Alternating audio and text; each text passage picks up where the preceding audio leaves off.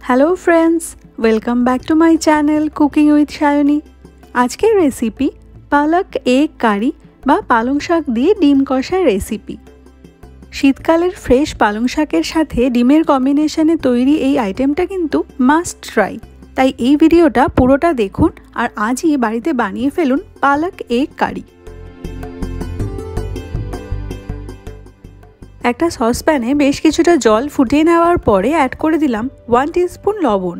এবার এই ফুটন্ত জলের মধ্যে অ্যাড করে দিচ্ছি 1 আঁটি পালং শাক। এবার 2 মিনিটের জন্য পালং শাকটাকে সেদ্ধ করে নেব।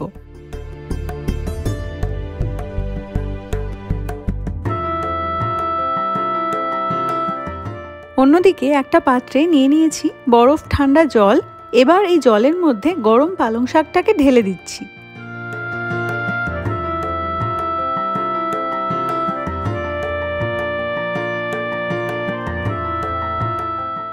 পালং শাকটা ঠান্ডা হয়ে যাওয়ার পরে এর একটা পেস্ট বানিয়ে নেব। অন্যদিকে একটা পাত্রে আমি নিয়েছি 5টা সেদ্ধ ডিম।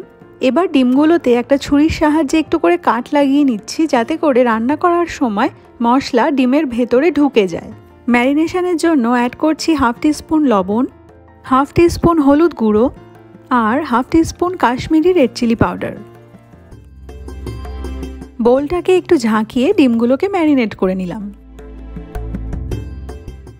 একটা কড়াই গরম করে তাতে দিয়ে দিলাম 2 টেবিল স্পুন সাদা তেল। তেল গরম হয়ে যাওয়ার পরে ম্যারিনেট করা ডিমগুলোকে অ্যাড করে 2 মিনিটের জন্য মিডিয়াম হিটে ফ্রাই করে নেব।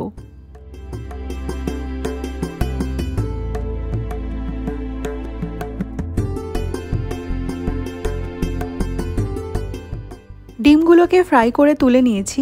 এবার ফোড়নের জন্য অ্যাড করলাম 3-4টে থেতো করা ছোট এলাচ, 1 টিস্পুন গোটা জিরে এবং 7-8টা গোটা গোলমরিচ। 20-25 সেকেন্ড মিডিয়াম হিটে ফোড়নগুলোকে ফ্রাই করে নিয়েছি। এবার এর মধ্যে অ্যাড করে দিচ্ছি 3টে মিডিয়াম সাইজের পেঁয়াজ কুচি। পেঁয়াজগুলোকে খুব মিহি করে কুচিয়ে নিয়েছি।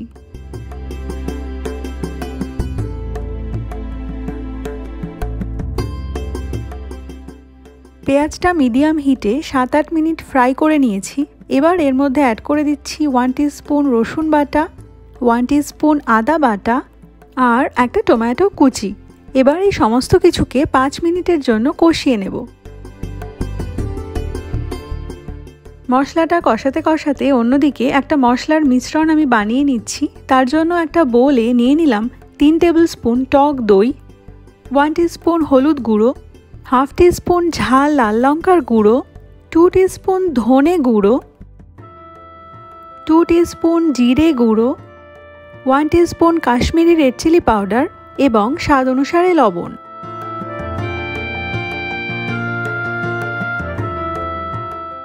সামান্য জল অ্যাড করে এই সমস্ত মশলার একটা মিশ্রণ আমি বানিয়ে নিলাম।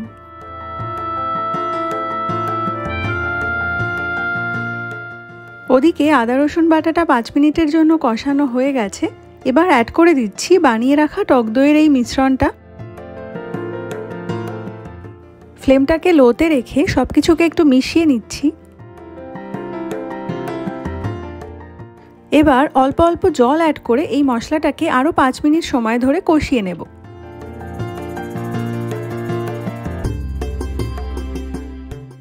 মশলাটা বেশ কিছুক্ষণ সময় ধরে কষিয়ে নিয়েছি। এবার এর মধ্যে অ্যাড করে দেব সেদ্ধ করে রাখা পালং শাকের পেস্ট।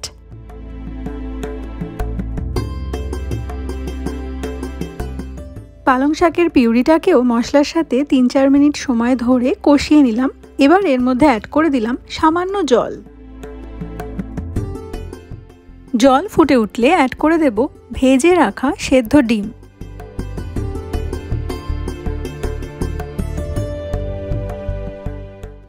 এরপরে ঢাকা দিয়ে হাই হিটে 5 মিনিটের জন্য রান্না করে নেব।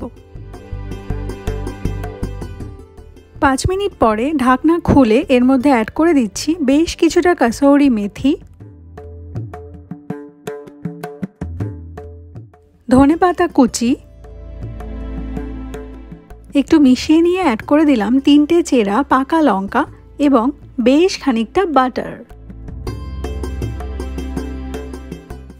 সব কিছুকে আরও একবার মিশিয়ে নিলেই রেডি পালক এগ কারি। গরম রুটি অথবা পরোটার সাথে এই পালক এগ কারি থাকলে ডিনার বা লাঞ্চ জাস্ট জমে যাবে। আজকের ভিডিও ভালো লাগলে লাইক, শেয়ার আর সাবস্ক্রাইব করার অনুরোধ রইল। দেখা হচ্ছে নতুন ভিডিওর সাথে, ততক্ষণের জন্য বাই।